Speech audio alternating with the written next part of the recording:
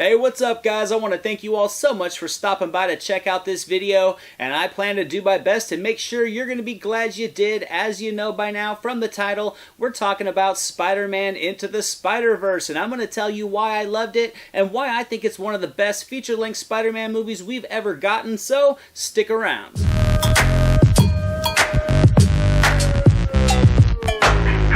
Now, unlike the Spider-Man films of the past, this one focuses on Miles Morales, another normal kid that, much like Peter Parker, gets a spider bite that transforms him into the very same hero that he knows from the comics. Morales has a lot of trouble coming to terms with his abilities, and he absolutely thinks he's alone until other versions of the hero from different dimensions, including the famous Peter Parker, arrive into his world, and they're going to need Morales' help to stop a threat to not only the dimension that Morales knows is home, but the entire multiverse. Growing up, Spider-Man was one of my favorite heroes, but for the most part, his live adaptations, other than Raimi's first two films and the most recent Homecoming, just haven't really connected to me that much. Spider-Man was one of the few comics I was able to get my hands on and read as a kid, and unlike other heroes, the web-slinger can very easily bring back that childhood nostalgia. Morales was a version of the story unfamiliar to me, but regardless, I felt like a kid again watching this movie because it just captured that Spider-Man atmosphere that I remember growing up.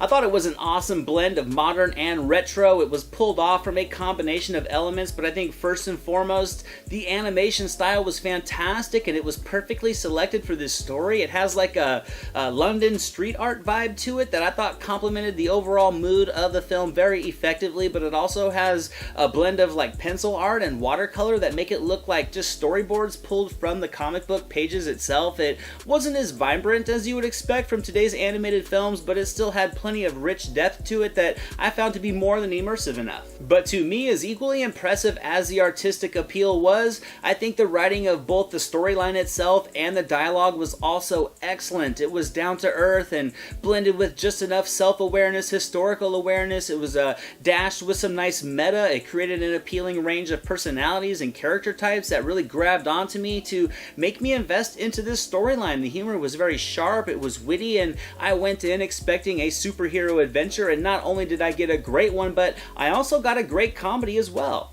I think the cast of voice talent was fantastic from top to bottom. They all brought life and emotion and warmth to the characters by providing a ton of charisma through their vocal work. I think this added with some already great dialogue combined with a simplistic but very warm art design just pumped a ton of life and charisma into this film to create characters I genuinely cared about and a story that maintained my intrigue because of its freshness. I don't always get pulled into animated films despite thoroughly enjoying them, but this was the first one that I can remember in many years that completely consumed me and made me feel like a kid again. I appreciated how this movie explored the world of Spider-Man in a very fun, creative way that peeled back layers to the universe I had never been able to experience before. It created a blend of characters that had me wanting to see more of them, which is definitely a positive for an animated film that's hovering at just under 2 hours, and I know it's going to sound like it's cliche and a little bit exaggerated, but this was an animated movie that truly felt like it was pulled from the pages of a comic book. I loved how this film embraced new avenues in the Spider-Man universe. It introduces the world to Miles Morales, and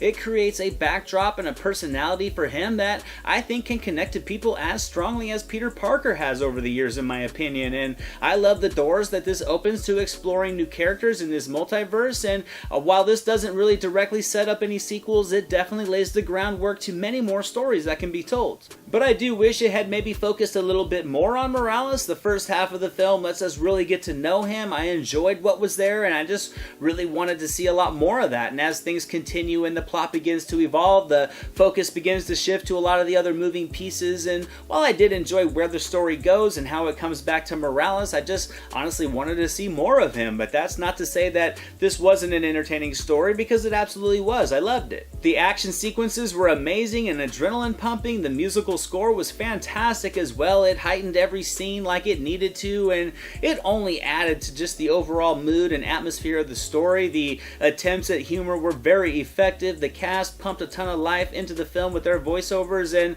the hype for this film being extremely high is warranted. And to me, Spider-Man Into the Spider-Verse is going to get 95% on the entertainment meter. I went into this one hoping for a good Spider-Man movie, and I walked out knowing I had just seen not only a great movie, but honestly my pick for the best animated movie of the year. If you're a fan of Spider-Man and think you have seen it all, this one probably will prove you wrong. It will sweep you up. It's going to take you on an adventure shown best on the big screen with all the visuals around you, and I cannot recommend this movie more, guys. Thank you guys so much for watching this video. I hope you enjoyed it. If you did, give it a thumbs up, share it with your friends. Don't forget to subscribe to the channel and leave a comment. I would love to hear from you all. Here are some links to some recent reviews just in case you missed them. The link to my official website, all my social media and merchandise store links are going to be down in the description below. And in the event me talking to you guys about movies every couple days is not enough Anthony in your life, I now have a second YouTube channel with a growing collection of non-movie related content for you guys to check out, and